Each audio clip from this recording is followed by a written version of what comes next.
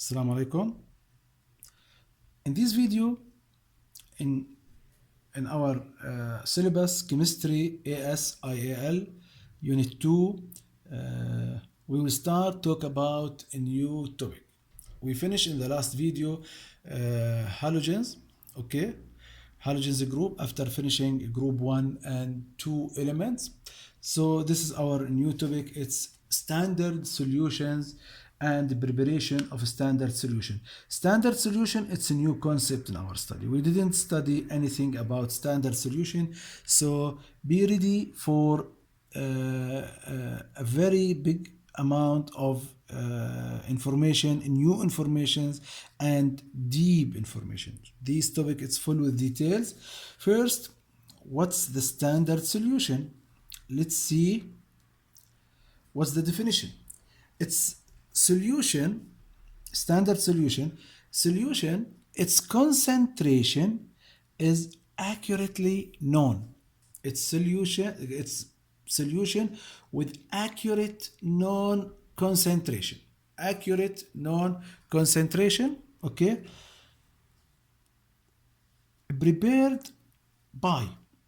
How we can prepare accurate known concentration, okay, solution, by dissolving a known mass, measure a mass, accurate measured mass, okay, in a known volume of solution. So it's a very easy point. Just use an accurate balance to have an accurate mass, okay, and dissolve this mass in a known volume. What we have a standard solution. Yes, this is the main concept. Mass measured in very accurate way, dissolved in a solution, its volume known in very accurate to very accurate degree. But it's not easy like this. Let's see the other new concept. So the main what I mean in the main concept, and we will weight the mass, we will measure the mass of substance, okay, and we will dissolve this substance in a solution, its volume known. This is the two main process: weighting, measuring the mass of substance, okay, and dissolve this substance to form a solution with a known mass. So when we have the mass, what will happen? We can determine number of moles, and you know how we can determine number of moles or calculate number of moles: mass divide molar mass.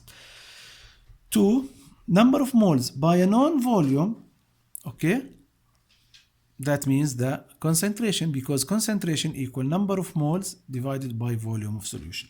But do you think I can use any substance to prepare standard solution? No.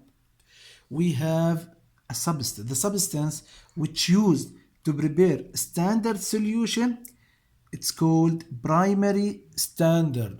The substance, the solid substance, which we need to measure its mass, and its mass should be determined very accurately, it's called the primary standard.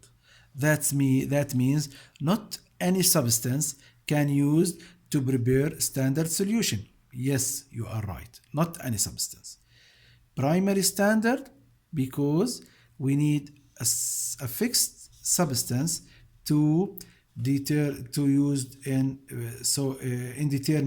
preparation standard solution. Okay. So first, standard solution. It's a solution with a very accurate known concentration. Primary standard. It's a substance which used to prepare standard solution. Okay, the substance which used to prepare my standard solution, this substance should have some properties. 1, it should be solid with high molar mass. Yes, the substance which used the primary substance, which used to prepare standard solution. I will repeat these words for many times in this video because I want from you to keep it in your head. The primary substance, the primary standard substance, which used to prepare standard solution, 1. It should be solid compound with high molar mass. Solid because it's easier to measure the mass of solid, to measure the amount of solid. And I want from you to imagine handling solid substance easier or a gaseous substance. Solid substance, it's much easier, okay? But why it should have high molar mass? Why it should have high molar mass? Because we reduce the percentage of error. Percentage of error in our measurement. Let's say, for example, and we have in my balance percentage of error equal plus minus 0.1 gram. Okay. So in each measurement there is 0.1 gram error due to the measurement. Now divide, if my solid its mass equal 40, for example, this will give us 2.5 times 10 to the power minus 3. 2.5 times 10 to the power minus 3. This is the percentage times 100. So my error percentage, it's 0.25.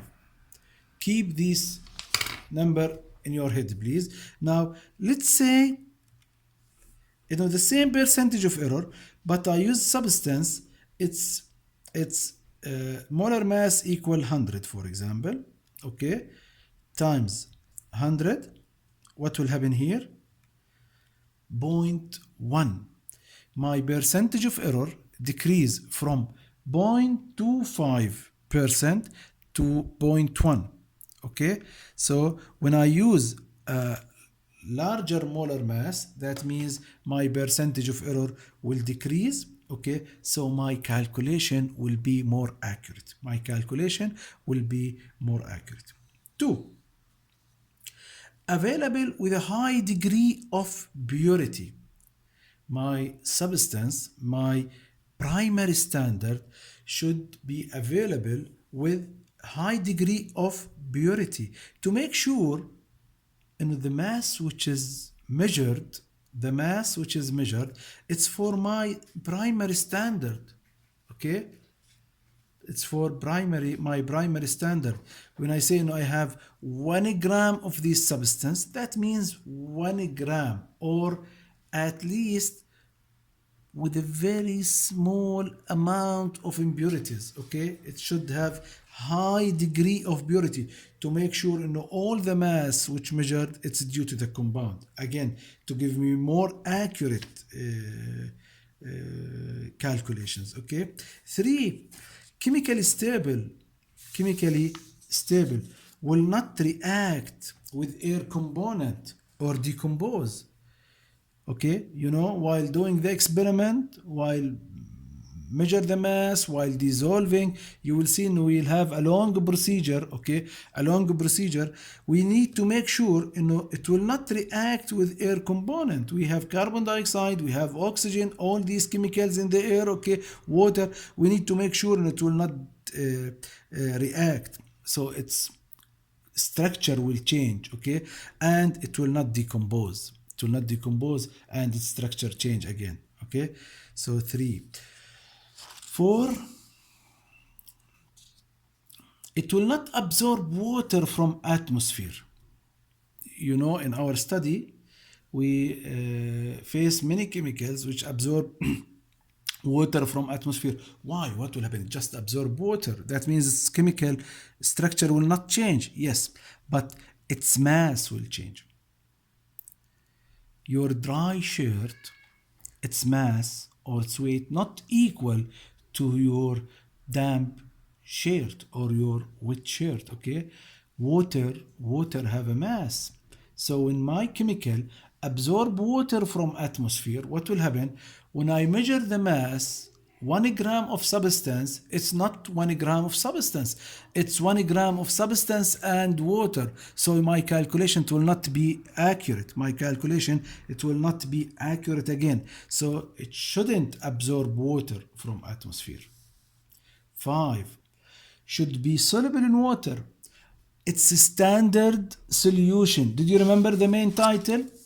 Standard solution. Standard solution. I want this substance to prepare a solution by dissolving this substance in water. Now I want from you to imagine, I choose a substance which is insoluble in water. So all the other 4 bonds, it will be useless because this substance it's insoluble. I can't prepare the solution. 6. I will use this reaction for titration. So when I add the substance from burette, it should react rapidly. I can't wait for a long time till the first sample added react, then I will add another substance. The reaction should occur rapidly, okay, and completely. So all added substance, it's react. All added substance, I can't know if I add, for example, 10 milliliter, 10 centimeter cube of solution, and I will assume all these substance in this volume added, it will react. I can't assume or determine what the amount which will not react. Okay, so when we add substance or when we choose substance, it should react rapidly and completely to save time and make my calculation more accurate. Okay, with other chemicals when it's used, okay, we react rapidly and completely with other chemicals which used in titration. Note, unfortunately, most the substance we use it in titration, it's not suitable for primary standard. Try to remember in our old study we used 2 common examples in titration. It's hydrochloric acid and sodium chloride, right? Did you remember in grade 10 in our O-level study? Hydrochloric acid or hydrogen chloride, it's not solid, it's a gas. That means there is many assumptions and rounding will happen when we prepare a solution from hydrogen chloride. Okay, it's gas, not solid. Sodium hydroxide, we have many points in sodium hydroxide. First, it's solid. Okay, one of the points it's valid here, but one, sodium hydroxide absorb water from air. So when we measure the mass of solid sample of sodium hydroxide, I want from you to make sure there is water in this sample. Some of the mass which measured, it's water, not sodium hydroxide. Keep it in your mind and in your head when he asks you about source of errors in the experiment. Okay. 2, carbon dioxide, it's acidic gas. It will react with sodium hydroxide. Okay, it will react with sodium hydroxide to give sodium carbonate. So again, in my solid sample of sodium hydroxide, which I assume it is completely sodium hydroxide, actually it is not pure sodium hydroxide. It contains water, which absorbed from air, and contains sodium carbonate, which will form due to the reaction of carbon dioxide with sodium hydroxide. Okay, this is my reaction. Okay, so any of measured mass of sodium hydroxide contains unknown amount of water and sodium carbonate, which makes my calculation not accurate. Again, source of errors for unit 3 questions, keep it in your mind. Now our next video, it will be, sorry, it's a long video here, but we can't delay any of the points. Our next video will be about making standard solution of sulfamic acid. Okay, stay safe, see you inshallah. Assalamu alaikum.